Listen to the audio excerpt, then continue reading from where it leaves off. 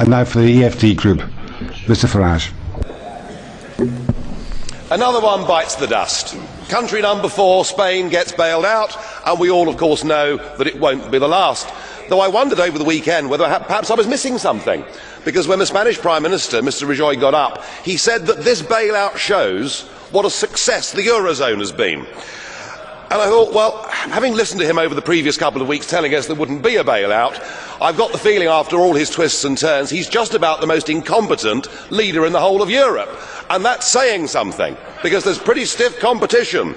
Indeed, every single prediction of yours, Mr Barroso, has been wrong. And dear old Herman Van Rompuy, well, he's done a runner, hasn't he? Because the last time he was here, he told us we'd turned the corner, that the euro crisis was over, and he hasn't bothered to come back and see us. You know, I remember being here 10 years ago and hearing the launch of the Lisbon Agenda. We were told that with the euro by 2010 we would have full employment, and indeed that Europe would be the competitive and dynamic powerhouse of the world.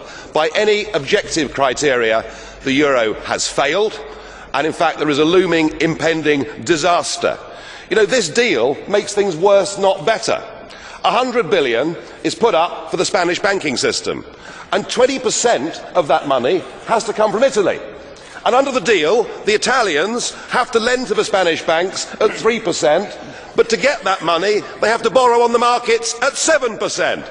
It's genius, isn't it? It really is brilliant. So what we're doing with this package is we're actually driving countries like Italy towards needing to be bailed out themselves. In addition to that, we put a further 10% on Spanish national debt. And I tell you, any banking analyst will tell you 100 billion doesn't solve the Spanish problem. It would need to be more like 400 billion. And with Greece teetering on the edge of euro withdrawal, the real elephant in the room is that once Greece leaves, the ECB, the European Central Bank, is bust. It's gone. It has 444 billion euros worth of exposure to the bailed out countries.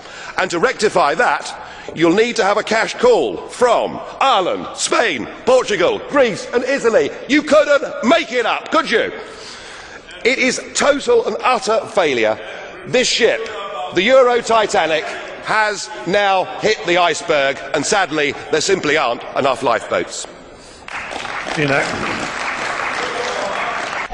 Thank you very much.